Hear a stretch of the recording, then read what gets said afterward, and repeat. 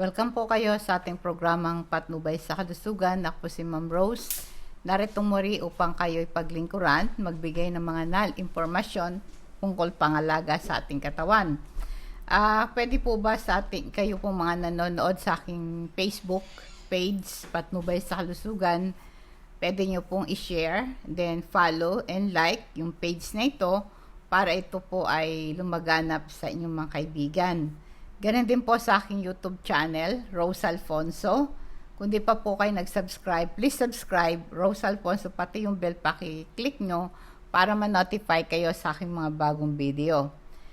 Ito pong si Dick, sabi niya, "Good PM Doc, ano po kaya ang gamot para sa ubot-sipon ng bata? 6 na taon po siya. Normal po ba na sumasakit ang dibdib? Di naman po siya nilalagnat, ubot-sipon lang po. Ito daw po ang problema nitong kanyang anak na 6 years old. Ngayon po ang ubo at saka sipon ay bakit nagkakaroon ka ng chest pain? Alam mo, ang common chest cold, ang tawag po doon chest cold. Nangyayari pagka po yung daanan ng hininga doon sa baga, yung airway na maga at nag-produce ng plema. Pagka nagkaroon po namaga yung airway, tapos maraming plema at hindi ito nababaklas lahat, nakakaramdam ka ng chest pain. May kasamang sore throat, pananakit, madaling mapagod, nagkakaroon po ng chest congestion. Tapos kung persistent yung ubo-ubo niya, lalo kung ang plema niya ay kulay yellow or green, masakit talaga ang dibdib pag hindi nababaklas ng husto yung plema nakadikit sa baga niya. Ang tawag po dito ay chest cold, no? Merong irritation sa bronchial tube, yung tubo. Yung bronchial tube, ito yung mga tubo sa loob ng ating baga. Dahil sa pag-ubo-ubo niya, tapos ang dami pang plema, kaya sumasakit ang dibdib niya. Kaya tinatanong nyo, normal po ba na pag may sipon at ubo, sumasakit ang dibdib? Kaya sumasakit ang dibdib, nagiging normal na pero supposedly hindi ganon. Kaya sabihin lang nun, kaya masakit ang kanyang dibdib dahil sa iritasyon doon sa kanyang bronchial tube at saka maaring yung airway ay namaga at napuno ng plema na dikit at hindi nababaklas. Kaya may chest pain dahil doon. Pero hindi naman siya linalagnat. Yan. Ang ubo na walang lagnat, maring ito'y simple irritation lang. Kaya minsan nakalanghap siya ng mga foreign object o maaaring meron siyang allergy.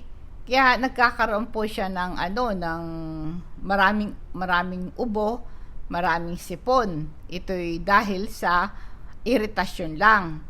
Pero kapag sinipon at inubo at nagkaroon ng lagnat, meron ng kasama itong infection. May kasamang infection, kaya may lagnat. Maaring wala pa siyang infection, kaya siya nagkakaubos-sipon, wala siyang lagnat, due to irritation lang ito. Simple irritation or allergy, at nakalanghap siya ng mga foreign object na allergy siya, kaya nagkaroon siya ng ubo at sipon. So, ibig sabihin, wala siyang infection, kaya kahit inuubos-sipon siya, ay wala siyang lagnat. Kaya ngayon, ang patuloy na pag-ubo, pwedeng mag-cause ito ng throat infection. Maring ito'y magkaroon din pag nagkaroon ka ng chronic cough, pwedeng mag-cause ng inflammation sa tissues ng iyong throat. Kaya nga po ang symptoms ng sipon at ubo, maring ito'y tumagal ng 1 hanggang 4 na araw pagka ikay nakakuha ng virus. Kaya nga, ang feeling mo ay pagod. Tapos yung ito yung ubot-sipon, alam natin ito ay nakakahawa, very contagious ito. Lalo na sa the first few days, no?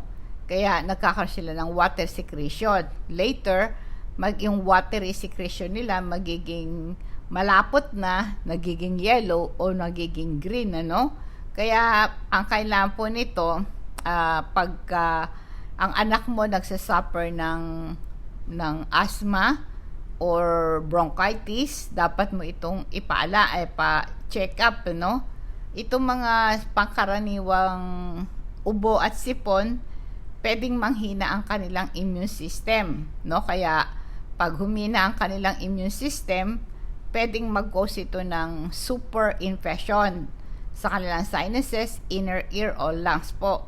Kaya ngayon, ang gawin mo within 3 to 7 days na inuubo at sinisipon sila, kailangan po, tapos wala naman siyang lagnat, ay ano ang dapat mong gawin? Yan po ang ating topic ngayon na ating pong i-discuss, na para sa ganon ay mawala ang ubot-sipon ng anak mo na 6 na taong gulang.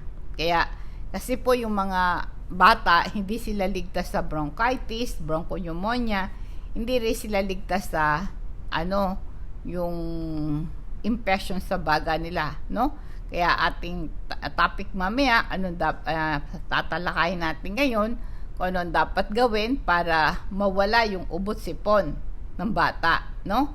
Ang vitamin C po, maganda na bigyan nyo siya ng vitamin C para lumakas ang kanyang immunity, kasi ang vitamin C po kasi ito'y nakakatulong para ito'y powerful antioxidant, lumakas ang kanyang body's natural defense panlaban sa inflammation. Ang vitamin C natin, meron siyang sodium component para lumower ang acidity level. Ang sodium content ng vitamin C, ito ay nagsiserve na antioxidant para manatili yun sa cell natin, hindi ma-damage at manatiling healthy.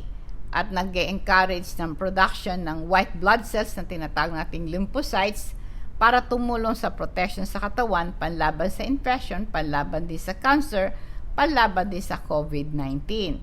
At nare-reduce ang cell damage and inflammation pag may sakit ka, para hindi ito lumala, para gumaling ka kagad. Ang vitamin C po ay nagpe-prevent, nagre-relieve ng symptoms ng virus-induced respiratory infection.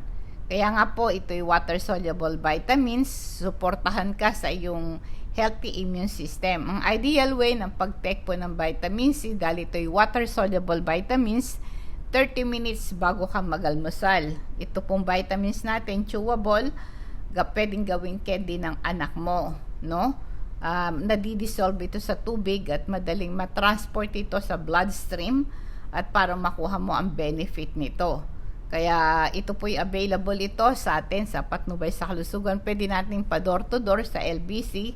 Sabihin nyo lang yung pangalan, address at telephone number ninyo para agad-agad ma-deliver ito sa inyong tahanan, no? O pwede itong COD, cash on delivery, or through GCash. Paano po natin mapiprevent ang ubo at sipon, no? Lalo na po sa mga bata. Kaya nga po ang gawin nyo, i-maintain po yung personal hygiene. Diba kaya sinasabi sa atin, lagi meron kayong alcohol na dala, lagi naguhugas ng kamay, malinis yung mga surface, no? Meron kang sanitizer sa mga doorknob, sa mga table, mga stationary items na ito ay dapat malinis. Hugasan lagi ang kamay ng tubig at sabon para ma-destroy yung infection dahil nadala ng mga germs. Iwasan yung magkaroon ng contact sa mga taong infected at kailangan po, kaya bawal pa yung face-to-face school kasi nga po ang virus ito'y madaling makahawa. Ang vitamin C po, ito'y nagpapalakas ng ating immune system. Kaya dapat lagi tayo mayroong vitamin C sa panahon ngayon ng COVID-19. Malaking tulong po magagawa itong ating mga vitamins na ito. At pwede nyo pong samahan ng Super B Complex. Ito, inimin nyo sila 30 minutes bago kayo mag-almusal para i-maintain ang good health ninyo, para po magkaroon ka ng may malaking impact ito sa energy level mo. Ang vitamin B complex po kasi nagpe-prevent ito ng infection, nagsusupport sa kalusugan ng ating selula para lumakas ang ating energy level, magkaroon ka ng good digestion, ma-stimulate ang digestive juice, napapabilis ang digestive system mo, magkaroon ka ng healthy appetite. Di ba pag ang tao may sakit, wala siyang ganang kumain, may ubo, may sipon, may lagnat, wala kang ganang kumain. So, pag hindi ka kumakain, paano ka lalakas? Kaya ito pong ating Super B Complex, ito po para magkaroon ka ng good appetite, magkaroon ka ng healthy appetite, at mapapabilis ang digestion dahil tumutulong sa production ng digestive juice sa ating tiyan para natutunawan ka. Kaya nagkakaroon ka ng acid reflux, kinakabagan ka, kasi hindi maganda ang digestion mo, hindi ka natutunawan. Kaya nakakatulong po ang Super B Complex sa production ng digestive juice, napapabilis ang ating digestion, magkakaroon ka ng healthy appetite, proper nerve function, para ikaw ay gumaling sa iyong pagkakasakit. Ang Super B Complex po, ito ay nagpe-prevent din ng constipation. Ito rin po ay nakakatulong para mag-lose ka rin ng weight. Ano po ang mga dapat yung gawin? Natural remedies kung meron kang ubo at sipon, bukod pwede mong pagsabayin na vitamin C at saka Super B Complex. Kahit na inumin nyo lang sila once a day, tuwing umaga lang, 30 minutes bago kayo mag-almusal, para sigurado malakas ang ating immune system panlaban sa mga sakit na dala ng virus, pang-prevent ng infection. Ang natural remedy sa mga sipon at ubo, pwede kayong gumamit ng humidifier. Ito isang breathing steam o kaya yung hot shower, yung singaw ng tubig, nakakalusen ito ng mucus. O kaya minom kayo ng maraming tubig. Yung anak ninyo na 6 years old, bigyan nyo siya ng enough water. Kung tinatamad siya, bigyan mo siya lagi ng tubig. Basta ibigay mo sa kanya, inom ka, kahit ayaw nyo uminom ng tubig, painumin mo siya ng tubig para stay hydrated siya, para yung mga plema mabaklas. Tsaka ang gagawin mo sa kanya pagka nakahiga siya, itaas mo yung unan, huwag nakababa, mas lalo siya nahihirapan, para maiwasan yung chest congestion, maiwasan yung chest pain, para mabaklas yung plema niya. Kailangan nakahiga siya, meron kang extra pillow para huwag siya mahirapan. Ngayon pwede nyo siyang bigyan ng yung ginger tea. Maglaga kayo ng luya, pigaan mo ng kalamansi, lagyan mo ng honey. Ito po ay nakakapagpa-open ng baradong nasal passages, no? Basta painumin mo siya lagi, bukod doon sa tubig na iniinom niya, bigyan mo siya ng salabat na may honey at saka merong lemon para mas masarap ipainom mo sa kanya. Sa butika, sa Mercury Drugstore, sa mga local pharmacy, meron kayong mabibiling saline nasal spray, no? Yung saline nasal spray, sabihin nyo lang sa Mercury or sa local pharmacy, bibili kayo ng saline nasal spray. Ito isang best home treatment sa mga ubot sipon, para ito po ang para yung mga baradong ilong, ito ay mawawala.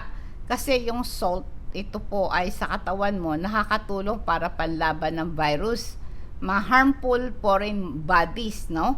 Kaya ang gawin mo effective para ma-cure mo ang sipon at tubo ng anak mo, basta po yung bili ka lang sa local pharmacy, Mercury, ng saline, no? Nasal spray.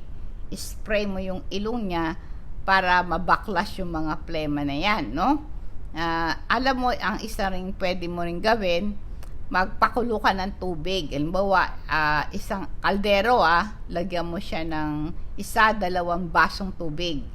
Pag kumukulo na yon, pwede mong lagyan ng mga 3 o 4 na patak ng sansera oil o kaya yung crystal oil. Langhapin mo yon, nakaka-relieve ng congested chest, pati yung baradong ilong, sakit ng ulo. I-inhale mo lang yung sansera oil, yung oil nun, yung drops nun, no, essential oil yon, yung boiling surface ng water, i-pour mo yon, tapos langhapin mo yan, i-cover mo yung ulo mo ng towel, para lahat ng singaw malanghap mo. Basta yumuko kang ganon dun sa water surface, tapos langhapin mo yung singaw na yan, yung steam na yan. Maganda yan sa ubo at saka sipon. Malaking tulong po yan. O kaya inuulit ko po kanina, kung ayaw niya ng merong luya, Kahit na honey na lang, tubig at saka lemon. Isang best home remedies sa severe colds and cough sa mga bata. Honey with lemon, pigaan mo yan, painumin mo sa kanya yan. Ito'y maganda sa ubo at saka sipon, yung honey. Paalala mo na po sa ating activated charcoal. Ito po'y very effective pan-relieve ng diarrhea and intestinal gas.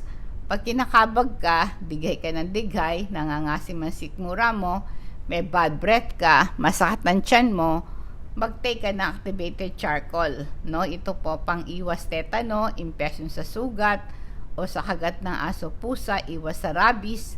Pag nakagat ka ng aso at pusa, o nakagat ka man, no? Meron kang open wound, lagi nyo pong hugasan ng saganang tubig at sabon. Hugas talagang.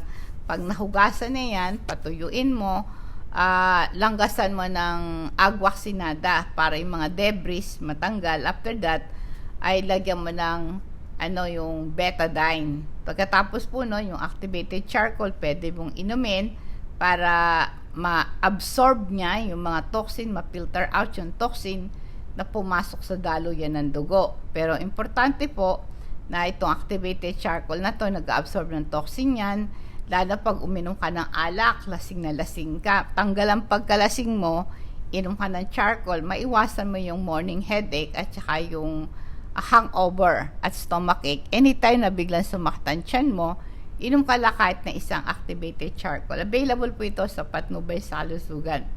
Ang mga taong mayroong sipon at ubo, ibig sabihin po nito ay mahina na immune system mo. Ang gawin nyo, pwedeng magbumog ng mainit na tubig na may asin. Sa isang basong tubig na maligamgam, lagyan mo ng isang kutsarita o kalahating kutsarita ng baking soda, kalahating kutsarita ng asin, isang kutsara ng suka. Imumog yan 3 times a day, no? Para matanggal yung irritation sa lalamunan. Kasi pag pinabayaan yung irritation sa lalamunan, bababa yan sa baga mo, no? Lalo kung makati yung lalamunan mo, magbumog ka ng mainit na tubig na may suka, na may baking soda, at saka salt. At pwede mo ring hiwain yung kalamansi, alisin mo yung buto, ibuka mo mabuti ang iyong alangala, isawsaw mo yung kalamansi doon sa asin na yan, tapos pigaan mo, ipatak mo sa lalamunan mo, tapos inom ka ng tubig dahan-dahan. Iwasan mo yung mga cold na inumin. Iwasan mo muna yung mga soft drinks, no? Iwasan mo yan. Basta, ang inumin mo palagi, honey with lemon or luya with lemon and calamansi. Ito yung magandang pangalis ng irritation sa lalamunan mo.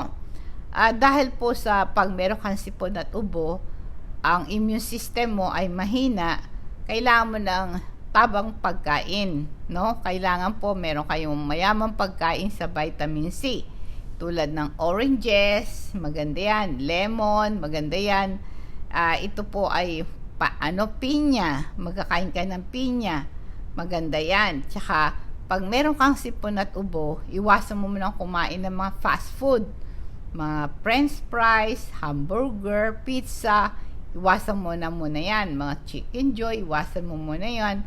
Ang pwede mo kainin more on, let's say natin nilagang itlog, mga tofu, mga isda na inihaw, sinigang, at maraming prutas at gulay ang kainin mo pag meron kang sipon at ubo. Kaya inulit ko, ang isang home remedy sa sipon at ubo ay steam inhalation. Nasabi ko na po kanina na para maalis yung mga nasal cavity congestion at mabaklas yung plema, subukan nyo po na yung 1-2 basong tubig, lagay mo sa kaldero, hayaan mo siyang kumulo. Pag kumulo na, magpatak ka ng 3 hanggang 4 na patak ng Sansera oil. Langhapin mo yan, nakakapagpalambot ng mga stubborn phlegm, nakaka-lighten ng mga pananakit ng dibdib dahil sa phlegmang hindi mabaklas-baklas. Kaya simulan po ang araw ng warm water, lukewarm water ang painom mo sa anak mo, no? Maaring lagyan ng isang kutsarita ng honey, pagpigaan mo ng lemon. Ito'y magandang natural healer sa mga merong sipon at ubo. Paalala po sa calcium magnesium natin na mayroong vitamin D3 at na may zinc. Alam natin ang calcium for strong bones and teeth, lalo na po sa mga senior citizen, kailangan natin ng calcium para sa buto at ngipin natin. Nare-reduce ang panganib sa osteoporosis. Kasi yung mga tao merong osteoporosis, mababa yung kanilang bone density. Pag mababa ang bone density mo dahil sa osteoporosis, madali kang magkaroon ng vertigo. Kaya mag-take ka ng calcium, nakakatulong din ito para matulog kang masarap. Kasi tumutulong siya para mag-create ng melatonin. Ito ay sleep-inducing hormone ng ating katawan. Kaya nga po, inuulit ko ang ating calcium magnesium, merong vitamin D3. Tumutulong ang vitamin D sa pag-absorb ng calcium para magkaroon ka ng healthy muscle contraction. Ito rin po ay magkaroon ka ng healthy heart muscle. Kaya napakahalaga po ng vitamin D sa mga muscle natin. Yung magnesium naman ay tinutulungan ng heart natin na tumibok ng taba. Ang magkaroon ka ng healthy heart rhythm dahil involved ito sa pag-transport ng electrolyte tulad ng calcium, potassium sa ating selula. Ang electrolyte, ito ay yung importante sa nerve signal, lahat ng muscle contraction for normal heartbeat.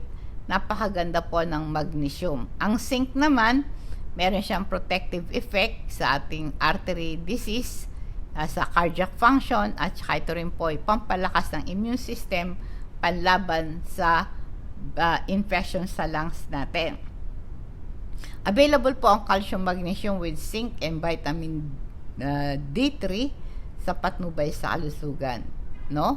Kaya nga po alam mo yung baking soda, hindi lang po ito sa paggawa ng hot cake, sa inalagay natin sa mga niluluto natin, pero ang dami nagagawa po ng baking soda.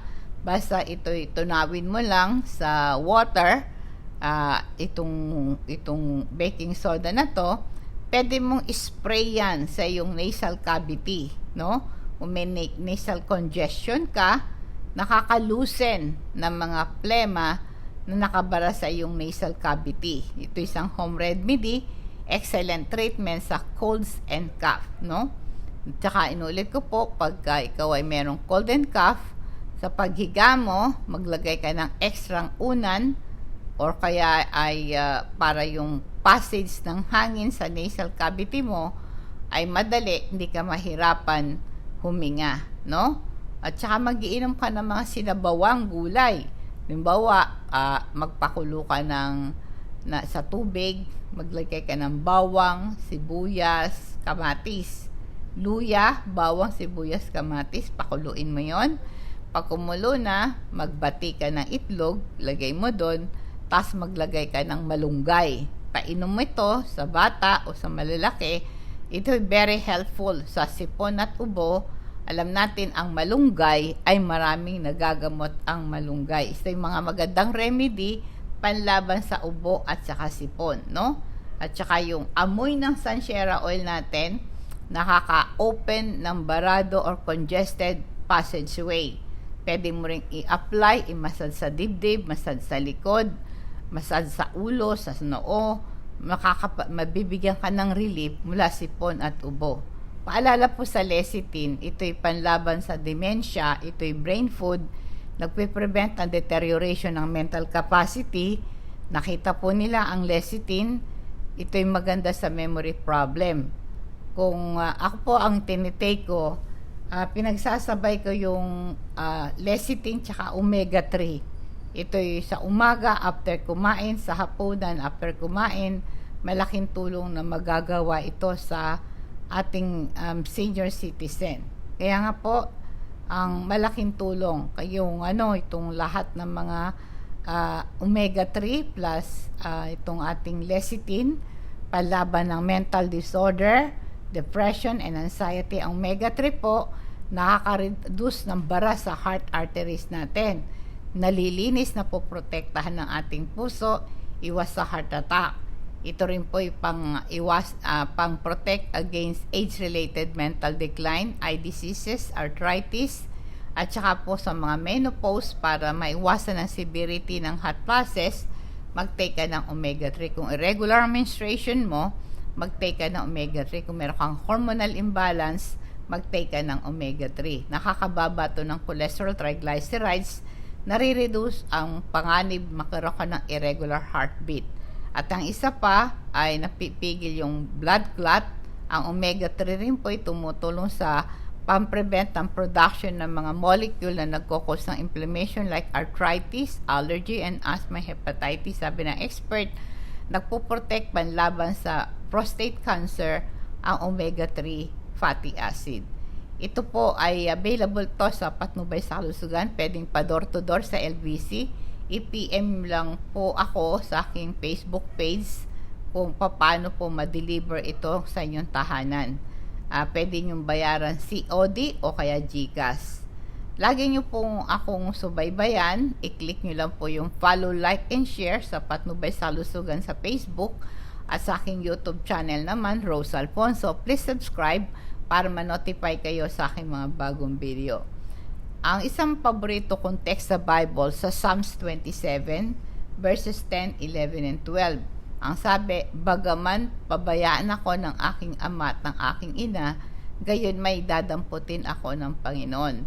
Maaring itakwil ka, maaring kalikuran ka ng mga kaibigan mo, pero ang Panginoon dadamputin tayo sa panahon ng pangangailangan. Kaya ang pagising natin sa umaga, lagi natin idadalangin itong verse na to sa verse 11. Ituro mo sa akin ang iyong daan, O Panginoon. Patnubayan ako sa patag na landas dahil sa aking mga kaaway. Alam natin, marami tayong mga enemies na hindi nakikita.